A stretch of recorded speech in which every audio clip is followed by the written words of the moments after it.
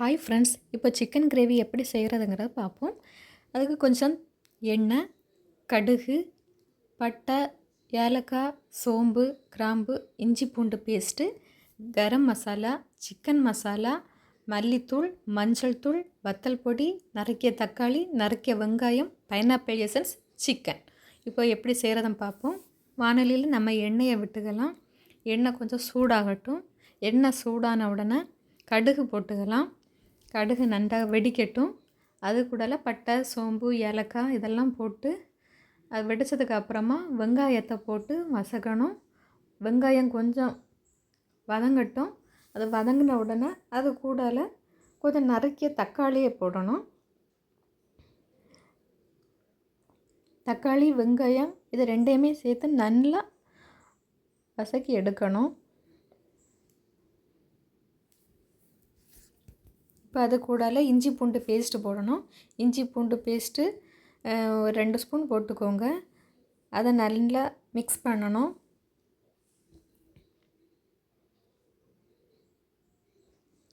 அந்த பச்சை வாசனை போகிறது வரைக்கும் மிக்ஸ் பண்ணணும். அதுக்கப்புறம் கொஞ்சம் மஞ்சள் தூள் போட்டுக்கலாம். அப்புறம் வத்தல் தூள், கரம் மசாலா,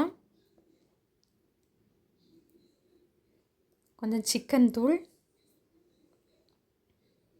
மல்லித்தூள் உங்களுக்கு தேவையான அளவுக்கு நீங்கள் போட்டுக்கோங்க. எவ்வளோ சிக்கன் உங்களுக்கு எவ்வளோ காரம் வேணுமோ அதுக்கு தேவையாக நீங்கள் 2 ஸ்பூன் 3 ஸ்பூன் வத்தல் தூள் போடலாம். உங்களுக்கு எவ்வளோ வாசனை வேணுமோ அதுக்கேற்ற மாதிரி சிக்கன் தூள் போட்டுக்கலாம்.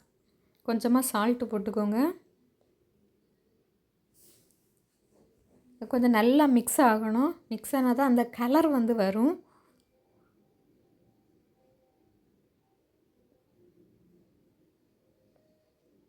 இனி சிக்கன் துண்டுகளை நம்ம போட்டுக்கலாம். அது மிக்ஸ் பண்ணி விடுவோம். மிக்ஸ் பண்ணதுக்கு அப்புறமா கொஞ்சமாக தண்ணி விடணும்.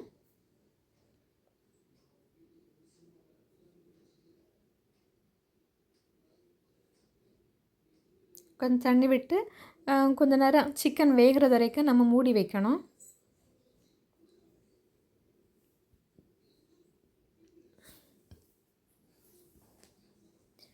அதுக்கப்புறம் கொஞ்சமாக பைனாப்பிள் எசன்ஸ் ஒரு 2 ட்ராப்ஸ் விட்டால் போதும்.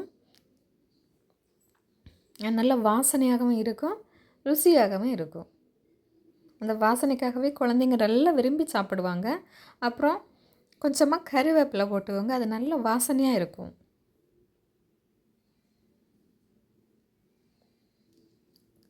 குழம்பு கொஞ்சம் கொதிக்கட்டும். இப்போ ரெடி.